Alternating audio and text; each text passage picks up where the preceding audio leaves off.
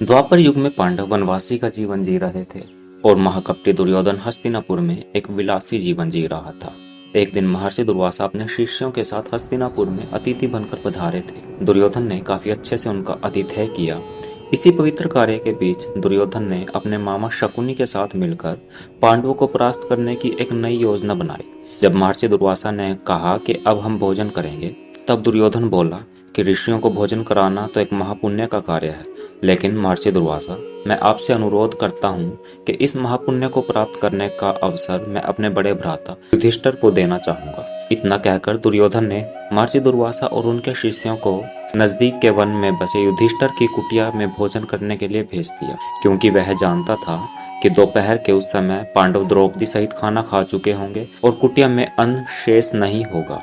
कुछ ही समय में महर्षि दुर्वासा अपने शिष्यों के साथ पांडु की कुटिया के सामने थे। वहां युधिष्ठिर ने उनका बड़े आदर के साथ स्वागत किया। महर्षि दुर्वासा ने युधिष्ठिर को दुर्योधन के साथ हुआ अपना वार्तालाप बता दिया। कहा कि मैं और मेरे शिष्य स्नान के पश्चात भोजन ग्रहण करेंगे।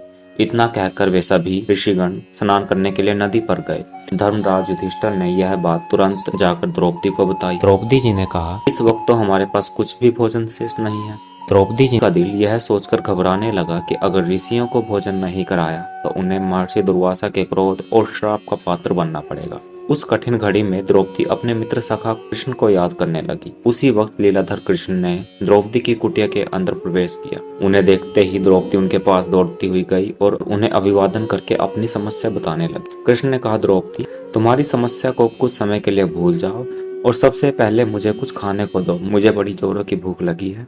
तब द्रौपदी ने अक्षय पात्र लाकर कृष्ण के हाथ में दिया। साथ ही अपनी समस्या भी बताई कि महर्षि दुर्वासा और उनके शिष्य कुछ देर में भोजन करने के लिए आने वाले हैं, लेकिन घर में जरा सा भी भोजन शेष नहीं है। द्रौपदी की बात सुनकर कृष्ण मुस्कुराए और पात्र में देखने लगे। उस पात्र में चावल का एक दाना बचा हुआ।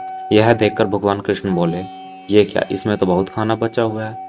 और वह चावल का वह बचा हुआ दाना उन्होंने खा लिया। इधर कृष्ण के चावल का दाना खाते ही उधर स्नान करके नदी से बाहर निकले महर्षि दुर्वासा और उनके शिष्यों का पेट भर गया और उन्हें डकारें आने लगी और वह युधिष्ठिर की कुटिया के ओर जाने के बजाय अपनी यात्रा के लिए प्रस्थान कर गए। इस तरह चावल के एक दाने से ही भगवान कृष्ण ने ऋषियों का पेट भरकर उनके क्रोध और श्राप से पांडवों की रक्षा की।